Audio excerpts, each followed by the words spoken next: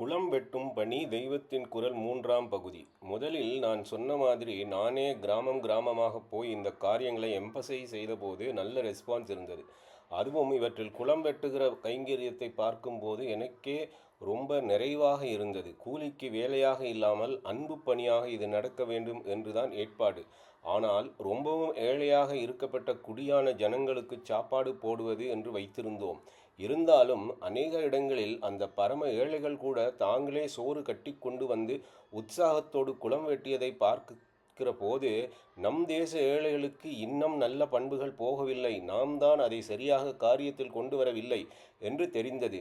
ரதோத்சவம் மாதிரி பெரிய பெரிய மிராஸ்தாரிலிருந்து அந்த மிராசில் கடைசியாக நிற்கிற பண்ணையாள் வரையில், ஸ்ரௌதிகளின் பத்தினியிலிருந்து புல்லுக்கட்டுக்காரி வரையில் எல்லோரும் ஒன்றாக சேர்ந்து பூர்த்த தர்மம் செய்தது கண்கொள்ளா காட்சியாக இருந்தது. அப்புறம் நடக்கிற பரோபகாரம் இருக்கட்டும், இப்போது இப்படி சமூகம் முழுக்க ஐக்கியமாக சேர்ந்திருக்கிறதே, இதுவே போதும் என்று இருந்தது. ஒரு தடவை நல்ல பௌர்ணமி ராத்திரி அந்த நிலா வெளிச்சத்திலே மாயோரத்துக்கு கிட்டே இப்படித்தான் சகல ஜனங்களும் ஒரு மனசாக சேர்ந்து குளம் வெட்டினார்கள். நானே போய் கூட இருந்து பார்த்து கொண்டேன். வெட்டுவது ஜில்லென்று குளம், சந்திரிகையும் ஜில்லென்று வர்ஷித்து கொண்டிருந்தது. தொண்டு ரூபமாக அத்தனை உள்ளங்களும் ஜில்லென்று அன்பை வர்ஷித்து கொண்டிருந்தன. இப்போது நினைத்தாலும் நெஞ்சு குளிர்கிறது.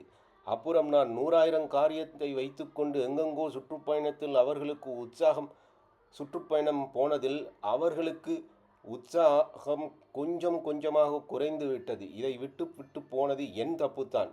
காஞ்சி மகாசுவாமிகள் சொல்கிறாரு, அதை விட்டு போனது தன்னுடைய தவறு அப்படின்னு சொல்கிறார் பாருங்க.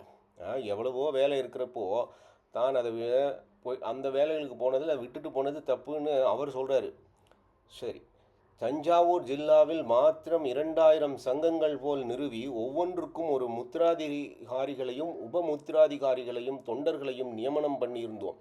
தாலுக்கா கமிட்டி, கோட்டா கமிட்டி, கிராமச் சங்கம் என்று இதை 3ஆக பிரித்திருந்தோம். 4 கிராமங்கள் சேர்ந்து ஒரு கோஷ்டம் அல்லது கோட்டம் என்று வைத்திருந்தோம். பட்டணங்களில் தெருவுக்கு ஒரு முத்திராதிகாரி கூட போட்டோம். அநேகமாக தஞ்சாவூர் ஜில்லா கிராமங்களில் எல்லாம் மடத்துக்கென்றே பட்டய மானியம் என்று ஒரு துண்டு நிலம் இருக்கும். அவற்றின் வருமானத்தை எல்லாம் முத்திராதிகாரிகளிடமே ஒப்படைத்து இந்த ஜீவாத்ம கைங்கரிய தர்மங்களை பண்ண செய்தோம். சுமார் 5,000 தொண்டர்கள் சேர்ந்து ரொம்ப ஈடுபாடோடு பணிகள் செய்து வந்தார்கள். சூரியோதயத்திலிருந்து சூரிய அஸ்தமனம் வரை, பௌர்ணமியானால் ராத்திரி பூராவும் ஊர்ஜனங்கள் எல்லாரும் ஏக மனசாக பகவன் நாமாவை சொல்லிக்கொண்டு குளம் வெட்டியது இப்போது கூட கண்முன்னால் நிற்கிறது. ஒவ்வொரு கிராமத்திலும் இருக்கிறவர்கள் ஒன்று சேர்ந்தது மட்டுமில்லை, 4 கிராம ஜனங்களும் சேர்ந்து ஒரு வருஷம் ஒரு கிராமத்தில் குளம் வெட்ட வேண்டும். இருக்கிற குளத்தை தூர்வார வேண்டும். அடுத்த வருஷம் இவர்கள் அந்த நாளில் இன்னொரு கிராமத்தில் இந்த பணியை செய்ய வேண்டும். அதற்கடுத்த வருஷம் 3வது கிராமத்தில், அதற்கும் அடுத்த வருஷத்தில் 4வது கிராமத்தில் பண்ண வேண்டும் என்று வைத்ததால் கோட்டாக ஜனங்களுக்குள்ளே ஒற்றுமை ஒத்துழைப்பு உண்டானதோடு அது தற்காலிகமாக இருந்து பிசுபிசுத்து விடாமல் 4 வருஷமாவது உயிரோடு நீடித்து வந்தது. தஞ்சாவூர் ஜில்லாவில் 4-5 மாதம் ஜலம் இருக்காததால் காதம் என்கிற இந்த குளம் வெட்டுகிற பணிக்கு நிறைய அவசியம் உண்டு. சேரியிலும் வெட்ட வேண்டும். இன்னும் ஜனங்களுக்கு என்றே இல்லாமல் ஆடு மாடுகளுக்காகவும் ஊருக்கு வெளியில் மேய்ச்சல் பூமியில் வெட்ட வேண்டும் என்றெல்லாம் ஏற்பாடு பண்ணி அப்படியே நடந்து வந்தது. வெயிலில் கஷ்டப்படுகிற வாயில்லா ஜீவன்களுக்கு தண்ணீர் கைங்கரியம் செய்வது உத்தமமான தர்மம். சாஸ்திரத்தில் குளிக்கப் போகிற ஒவ்வொருவனும் குளத்திலிருந்து 4 கை மண் போட்டு விட்டு குளிக்க வேண்டும் என்று சூக்ஷ்மமாக சொல்லி இருக்கிற ஸ்வல்ப தர்மத்தை பின்பற்றினால் ஜல கஷ்டம் எவ்வளவோ குறையும். கோனேரி ராஜபுரத்தில் ஒரு பிராமண குடும்பம். அவர்கள் எங்கே குளம் வெட்டினாலும் அதற்கு பாதி பணம் கொடுப்பார்கள். ஆனால் ஒரு கண்டிஷன் சொல்வார்கள். அதாவது, குளத்துக்கு ஒரு பக்கம் படித்துறை கட்டாமல் நிலத்தையே ஜலமட்டம் வரை சரித்து விட வேண்டும் என்பார்கள். ஏனென்றால் ஆடு மாடுகளுக்கு படிகளில் சௌகரியமாக இறங்கி வந்து நின்று ஜலம் குடிக்க தெரியாது.